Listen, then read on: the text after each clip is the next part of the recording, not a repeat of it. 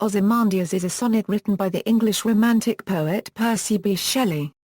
First published in the 11th January 1818 issue of the Examiner in London, it was included the following year in Shelley's collection Rosalind and Helen, a Modern Eclogue.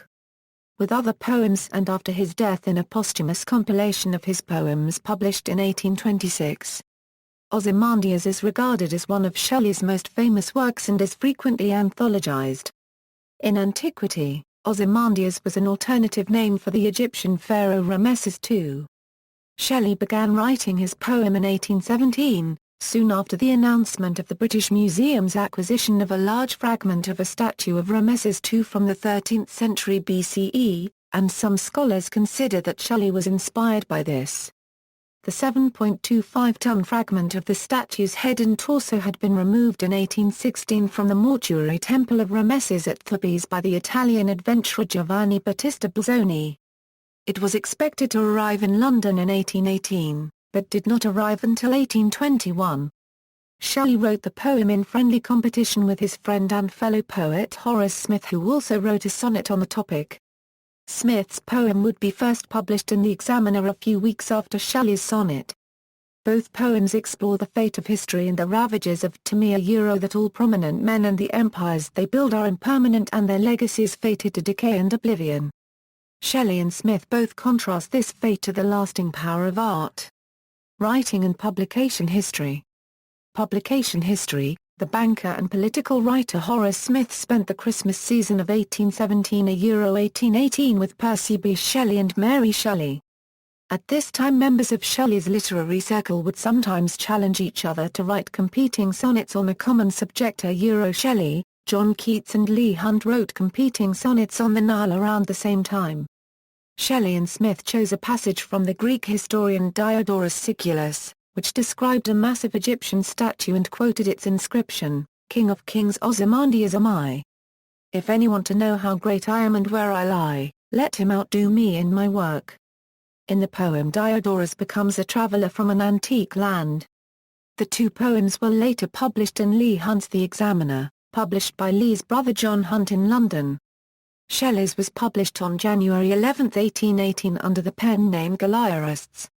It appeared on page 24 in the yearly collection, under Original Poetry. Smith's was published, along by a note signed with the initials H.S., on February 1, 1818. Shelley's poem was later republished under the title Sonnet. Ozymandias in his 1819 collection Rosalind and Helen, a Modern Eclogue. With other poems by Charles and James Ollier and in the 1826 miscellaneous and posthumous poems of Percy Bysshe Shelley by William Benbow, both in London. Smith's poem. Shelley wrote the poem in competition with his friend Horace Smith, who published his sonnet a month after Shelley's in the same magazine. It takes the same subject, tells the same story, and makes a similar moral point, but one related more directly to modernity, ending by imagining a hunter of the future looking in wonder on the ruins of an annihilated London. It was originally published under the same title as Shelley's verse. But in later collections Smith retitled it On a Stupendous Leg of Granite, discovered standing by itself in the deserts of Egypt, with the inscription inserted below. Comparison of the two poems, analysis and interpretation. Scansion. Ozymandias is a sonnet, written in iambic pentameter, but with an atypical rhyme scheme when compared to other English-language sonnets, and without the characteristic octave and sestet structure. Themes. The central theme of Ozymandias is contrasting the inevitable decline of all leaders and of the empires they build with their pretensions to greatness. Ozymandias represents a transliteration into Greek of a part of Ramesses' throne name, user mart recede pen re. The sonnet paraphrases the inscription on the base of the statue, given by Diodorus Siculus in his Bibliotheca Historica, as King of kings am I, Ozymandias. If anyone would know how great I am and where I lie, let him surpass one of my works. Shelley's poem may have been inspired by the arrival in London in 1821 of a colossal statue of Ramesses II, acquired for the British Museum by the Italian adventurer Giovanni Belzoni in 1816. The poem was written and published before the statue arrived in Britain, but the reports of the statue's imminent arrival may have inspired the poem. The statue's repute in Western Europe preceded its actual arrival in Britain, and Napoleon had previously made an unsuccessful attempt to acquire it for France. The verb, to mock, used in the poem to describe the actions of the sculptor, had two senses. The older sense, to fashion an imitation of reality, existed for several centuries before the poem was written. By Shelley's day the second sense, to ridicule, had come to the fore. Cultural influence. The poem has influenced the production of numerous creative works across a range of artistic disciplines. Crime novelist Robert B. Parker opens his 1981 Spencer novel Early Autumn with a full quote of the poem.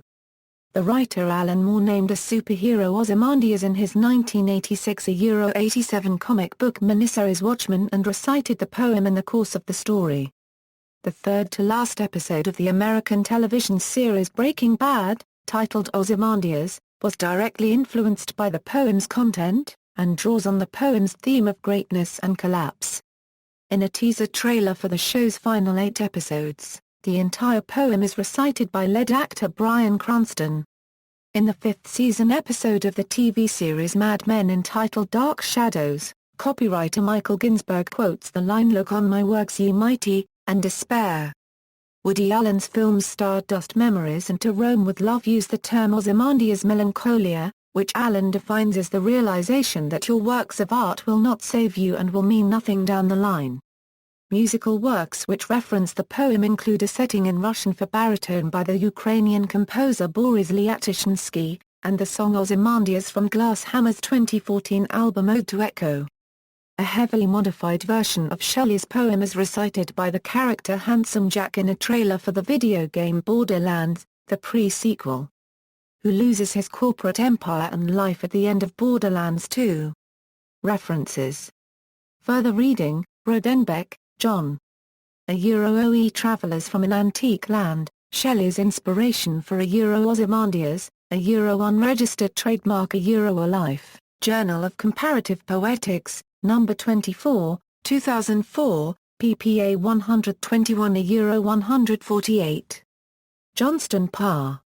Shelley's Ozymandias, Keats Shelley Journal, Vol.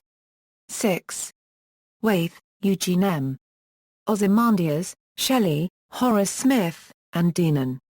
Keats Shelley Journal, Volume 44 ppA 22 28. Richmond, H. M. Ozymandias and the Travellers. Keats Shelley Journal, Volume 11 ppA 65 71. Bequet, M. K. Shelley and Smith, Two Sonnets on Ozymandias. Keats Shelley Journal, Volume 26 ppA 29 31. Friedman, William. Postponement and Perspectives in Shelley's Ozymandias. Studies in Romanticism, Volume 25, No. 1, ppA 63 73. Edgecombe, R.S. Displaced Christian Images in Shelley's Ozymandias. Keats Shelley Review, 14, 95 99. SNG, Zachary. The Construction of Lyric Subjectivity in Shelley's Ozymandias. Studies in Romanticism, Volume 37, No. 2, ppA 217 233. External links, audio recording of Ozymandias by the BBC. LibriVox recording of Ozymandias, Selection 22, read by Leonard Wilson. Representative Poetry Online, Percy Bysshe Shelley, Ozymandias.